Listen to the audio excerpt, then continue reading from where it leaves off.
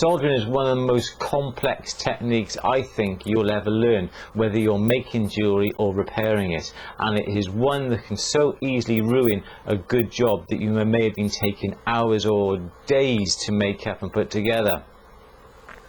No two soldering jobs are ever going to be the same either, so we are continually being challenged day in, day out. Now, I'll just show you what type of equipment that I use when I come to solder, whether it be silver or gold. And we'll start off with the torches.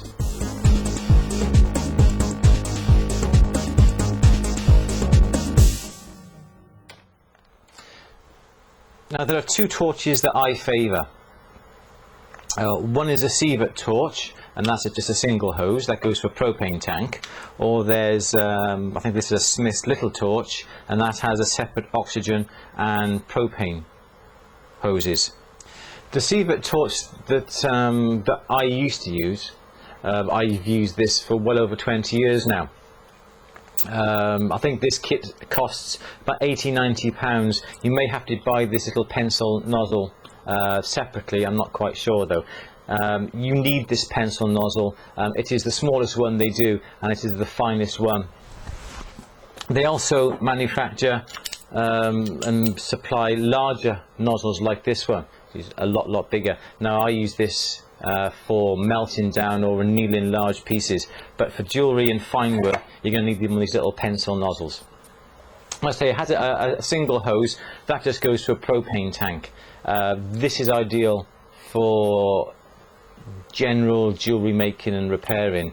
I only use the small little Smith's torch like this because this actually produces a lot more heat, because you can regulate the amount of oxygen that comes through the nozzle and you can get a far hotter flame. Now this is ideal if you're working with platinum, where platinum soldering, whether you use platinum solder or you actually weld the joints, needs a far greater temperature.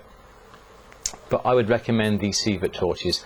You have to buy the propane tanks, but the refills will only cost you I don't know, £6 or £7 for 4.5 kilogram, and that's going to last you months and months and months. I know one tank in this workshop, and we continually light up at least 20–30 times a day, if not more than that. Lasts us at least 8 or 9 months. I would recommend this torch.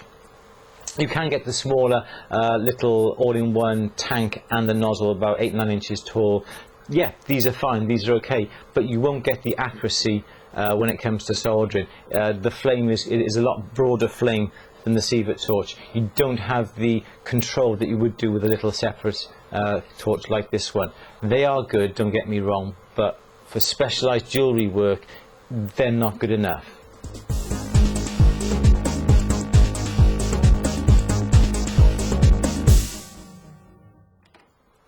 Now when it comes to solder, there are various types of solder that come in different forms. Silver solder often comes in strips that looks a bit like this.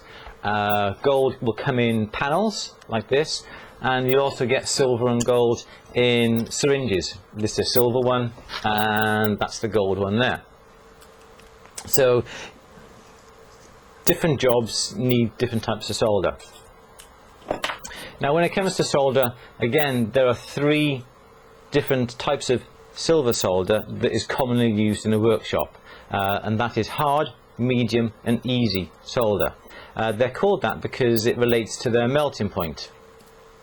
Hard solder melts at a very high temperature, easy will melt at a lower temperature. Now these all melt well below the actual melting point of the silver, so in theory you should have no worries there. But the reason why they produce these different melting point solders, and again you can get that in the gold as well and in the syringe, but these are strip solders, excuse me.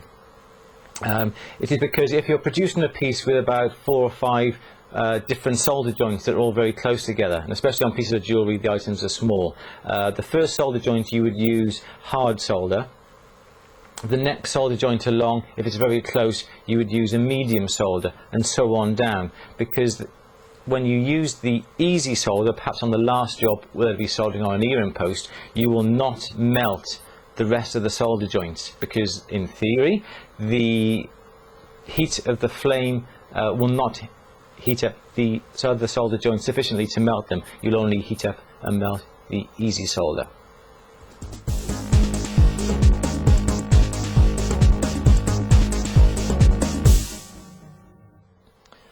When silver and gold are heated, the flame oxidizes the metal, and if a piece is oxidized, the solder will not flow.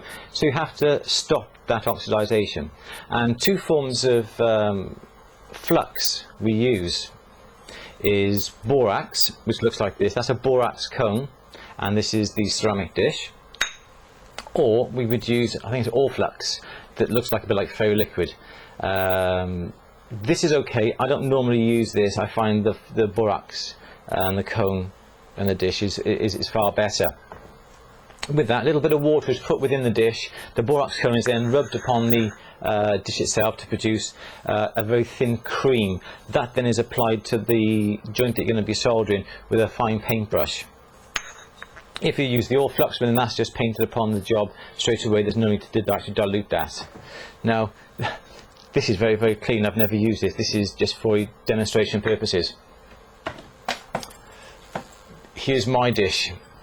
It does look a bit dirty, but the inside is nice and clean, and this is the cone that I've got left. And there is some water in this, and you just simply rub that on the dish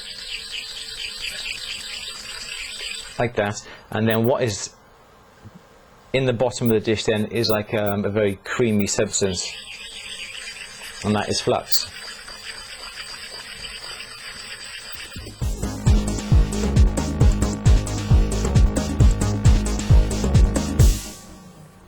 Now, it's important when it comes to putting together the job that you're going to be soldering. The surfaces have to be absolutely spotlessly clean. You mustn't even touch them with a finger, because there is grease on your fingers that will actually stop the flow of solder. Now, everybody, I don't care who it is, always has a problem at some point or other soldering. The solder doesn't flow. And 9 times out of 10, this is due to a dirty work surface, or there's oxidization on the piece itself.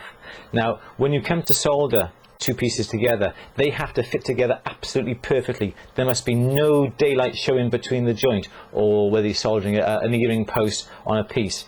The solder will not flow in a gap. It has to flow between two tight surfaces. There must be no daylight showing through it. And those joints, those surfaces, have to be absolutely spotless. So always give them a rub over with a bit of emery paper first, and then put the job together, then flux it straight away. If there's any heat put onto the piece before the flux, there's a chance the piece will oxidize, and that then will stop the flow of solder. If there's dirt, if there's acid on the joint, if there's a fingerprint on the joint, or even if the flux is dirty, the solder will not flow, and there's always a reason why the solder will not flow. If the joint is perfectly smooth, but pay attention, spend 5-10 minutes getting the joints absolutely perfectly smooth and clean and absolutely dust free, grease free. It is so important, and I cannot stress that enough. The major fault with soldering is not having a clean, tight joint.